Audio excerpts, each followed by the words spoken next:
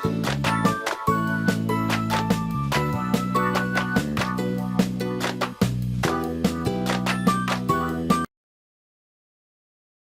dear students, in this video presentation, I shall make a detailed discussion of a poem.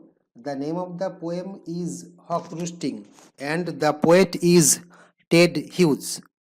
In this video presentation, I shall discuss to you the meanings of the difficult words and phrases which are there in the poem, and in the course of this discussion, you will be able to have a grasp of the theme of the poem and as well as the kind of technique which Ted Hughes has used in it. Now, I welcome you all to my educational channel. The name of my educational channel is Priyankar Dotto. Here you will find video presentations on English language and literature of school level, college level, as well as of competitive examinations. Now, we shall move to the text of the poem entitled Hawk Roosting. Before focusing on the text, let us focus for a while on the title itself. The title is composed of two words. The first word is hawk and the second word is roosting. We all know that the hawk is a bird. It's a predatory bird. It hunts animals and birds which are of lesser strength and of size than itself. The second word of the title is roosting. This word means resting. The word roosting has another meaning. This meaning is thinking before falling asleep. So, the title makes us guess that in the poem we shall come to know what the bird is thinking before going off to sleep. Now, we shall move to the first stanza of the poem. Here, the hawk is the speaker. The hawk says that, I sit on the top of the wood, my eyes closed, in action, no falsifying dream. The hawk sits on the topmost branch of the tallest tree of the wood or forest. That's why the poet refers to the phrase the top of the wood. In the second part of the first line, we come across the expression my eyes closed. That is, the hawk is thinking and that is why its eyes are closed. In the second line, we come across the word in action. Viewed literally, the hawk is thinking. So, there is no action on its part in the literal sense. And in the second part of the second line, we come across the expression no falsifying dream. So, while keeping its eyes closed, the hawk is dreaming. And the most important part of this expression is the adjective falsifying.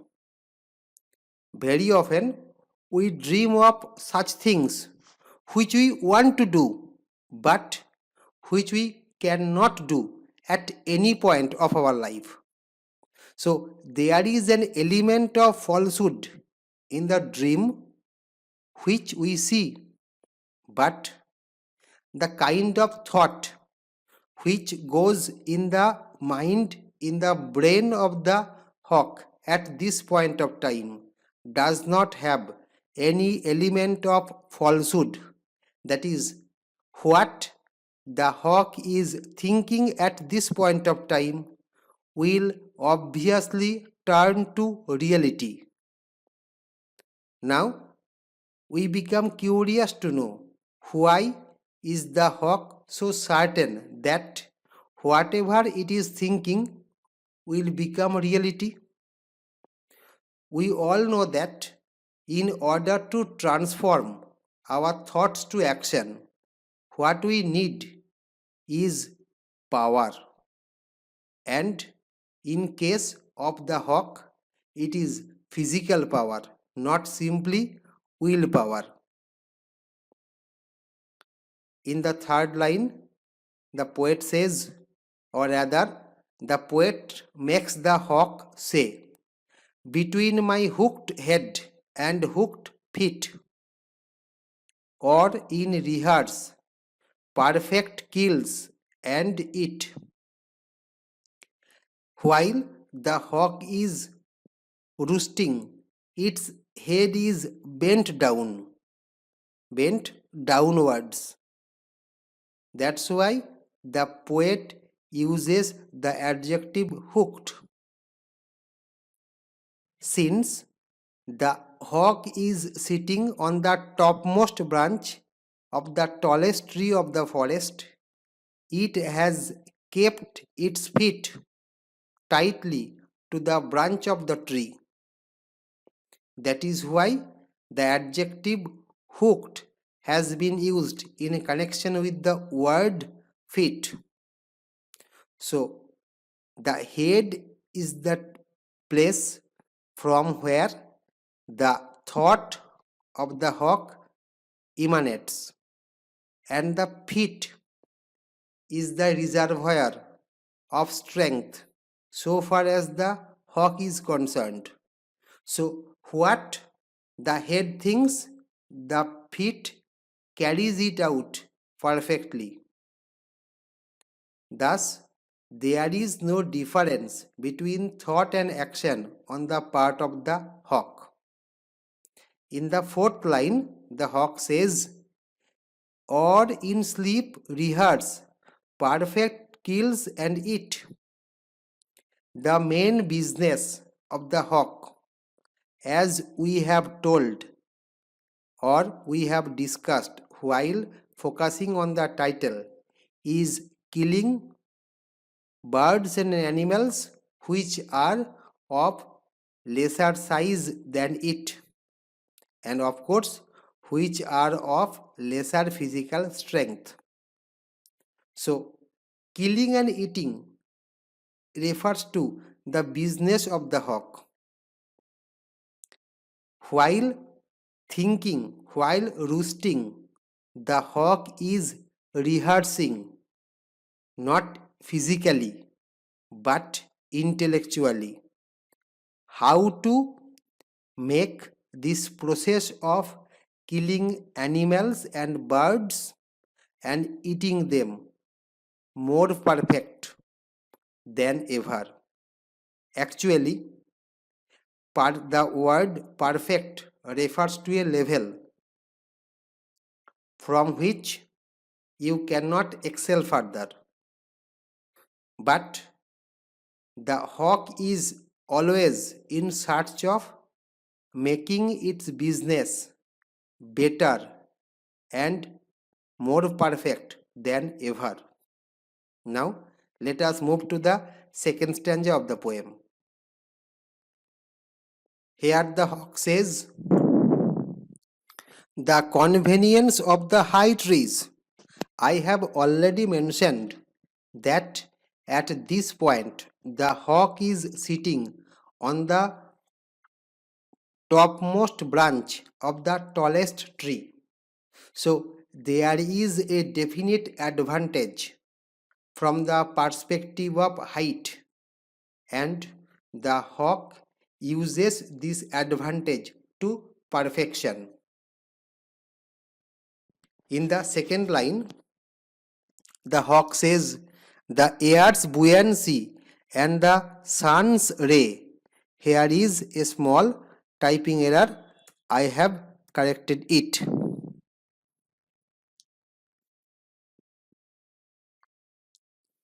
The hawk says that air is lively at this high position. So this liveliness of the air does something which helps the hawk indirectly. There is another thing which helps the hawk, of course indirectly, that is the sun's ray, or rather the sunlight. That the air's buoyancy and the sun's ray help the hawk has been accepted, or rather confessed by the hawk through the expression are of advantage to me. Now we have to know how the air's buoyancy and the sun's ray are helpful to the hawk. The air blows, it makes the branches of the tree sway or move away from one place to another. So within the gap caused between or among the branches of the trees, the hawk can look downwards on the earth. What is going on there? Which creatures are moving on the earth? And the visibility of these creatures is increased by the ray of the sun, or rather by the sunlight. In the fourth line of this stanza, the hawk says, "And the earth's face upward for my inspection." It seems as if the hawk acknowledges that the earth helps him to find out the prospective victims by looking upwards. That is, the creatures moving on the earth, moving on the soil, can be easily found out by the hawk with the help of the sunlight and the air. Although the hawk sits at the topmost part of the forest. In the third stanza, the hawk carries on its idea of destruction as well as the plan which it has in its brain. The hawk tells, "My feet are locked upon the rough bark." The bark or outer surface of the branch of the tree is not smooth. The feet of the hawk are placed tightly on it. So this is where the hawk sits. From this position, the hawk looks at the prospective victims moving on the earth, and then the hawk swoops downward and attacks its prey, kills it and eats it. The hawk tells, "It took the whole of creation to produce my food." So the hawk acknowledges that the kind of energy the creator had to employ in preparing, in making the foot and the feather of the hawk is equal to that strength which the same creator employed in producing, in creating other living beings. So what the hawk implies is that his entire body in general and his feet in particular are a potent reservoir of brute power. The creator has given it great power. In the final line of this stanza, we find, an audacious remark. The hawk tells, "Now I hold creation in my foot."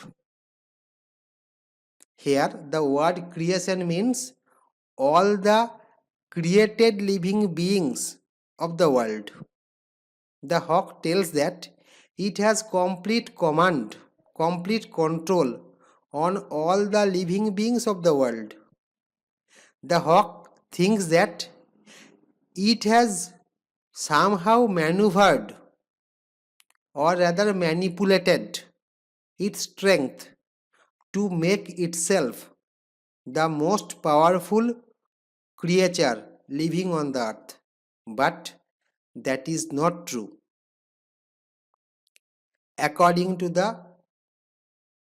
feudal system existing in the food chain, the creator has given the hawk the greatest power. The hawk can boast that it has manipulated the power from somewhere else, but that is not true. Whatever advantage it has been given to it by none other than the Creator Himself. However, let us move to the next stanza to look at what the hawk has something more to say. Or fly up and revolve it all slowly. The hawk tells that it flies up, moves around, but the movement is slow. This slow movement indicates that the hawk is in search of prey or victim. In the second line, the hawk tells, "I kill where I please because it is all mine." The hawk acknowledges that it has the power to kill any living creature. So, this is purely a boast of power. In the third line, the hawk tells, "There is no sophistry in my body." The word sophistry means false logic. So, the hawk tells that its body is simple and straightforward. There is nothing such as a play of hide and seek. The body is itself a manifestation of power, and this power is manifested in the activity of the hawk. That's why the hawk tells, "My manners are tearing off heads." So after catching the prey, the hawk separates the head of the prey from the body. This is how the hawk kills its victim, and afterward it kills the killed sorry so afterwards it eats the killed creature. Now let us move to the fifth stanza. The hawk tells the allotment of death. The hawk thinks that God has given him the duty or responsibility of killing other beings. But such an assumption is wrong, because whatever the hawk does, it does in accordance with the principle of the food chain, so far as the forest is concerned. In the second line, the hawk tells, "For the one path of my flight is direct through the bones of the living." So all the living beings, living creatures moving on the earth, moving on the soil, are the prospective victims of the hawk, and the hawk flies downwards and hits directly at the body of these creatures. In the fourth line, the hawk tells, "No arguments assert my right." the hawk tells that it does not put forward any logic for killing other living creatures. So, whatever I have told several times about the plan of God behind creating the hawk is applicable here too. So, whatever the hawk tells is merely a false impression of its power. Now, we have come to the final stanza of this poem. Here the hawk tells, the sun is behind me, that is, the sunlight is helpful so far as the hawk is concerned. We have already explained how the sunlight helps the hawk to find out the creatures living on the earth and moving on it. In the second line, the hawk tells, nothing has changed since I began. So, the hawk has started to kill other creatures. Since then, nothing has changed. That is, the hawk tells that it is carrying on the practice of killing other creatures of the forest. There is nothing to boast of so far as this incident is concerned, because so far as the principle of feudal system of the food chain of the forest is concerned, every creature has its own function and no kind of diversion from such function will be allowed. In the third line, the hawk tells, my eye has permitted no change. That is, the hawk has always kept its position of the supreme and most powerful creature of the forest. In the final line of this stanza as well as of this poem, there is a note of triumph on the part of the hawk, as it tells, I am going to keep things like this. The hawk tells that it does not want at all to bring about any change to its supremacy. God has given it this supremacy, and only God can take away this supremacy from the hawk. Now, we have completed the discussion of the poem. Now, after going through the poem, the question which should come to our mind is, why does the poet refer to the hawk? Ted Hughes, as we all know, has written several poems on birds and animals, and this poem is no exception. He has selected the hawk not to exhibit brutality. If we look at the poem at the surface level, we are bound to make the mistake that this poem is about brutality or violence so far as the hawk is concerned. But it is wrong. It is wrong because God has given the hawk the power, and the hawk is simply using this power and doing what the God had in mind before creating the hawk. Now, the question which comes to our mind then, what does the hawk represent? Ted Hughes has somewhere told that this poem is about vitality. Of course, This poem is about vitality, the kind of energy which the hawk exhibits is the keynote of the poem.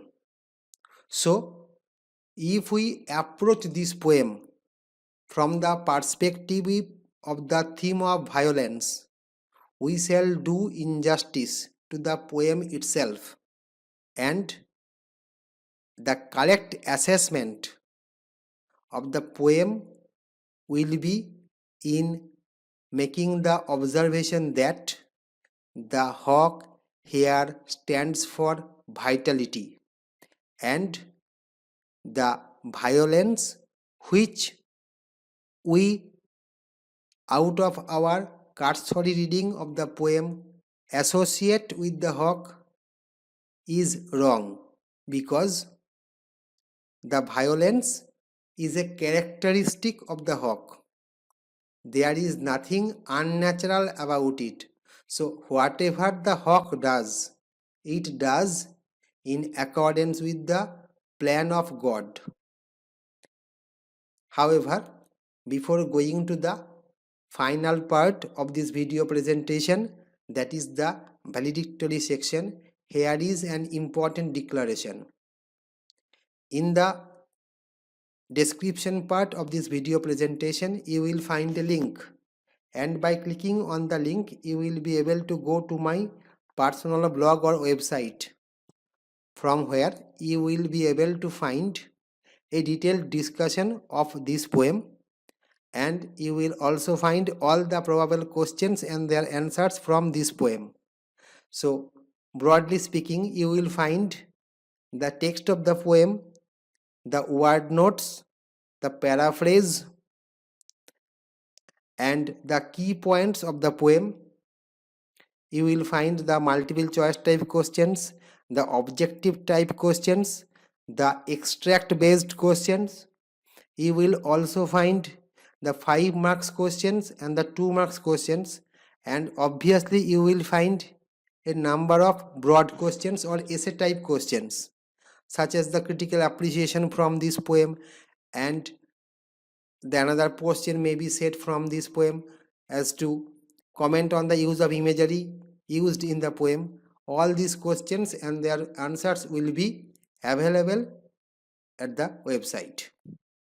Now, before concluding this video presentation, I request you to subscribe my channel, to share my video presentations, to put forward your comment and your queries in the comment section of this video presentation. I thank you all. See you again in my next video presentation. Thank you.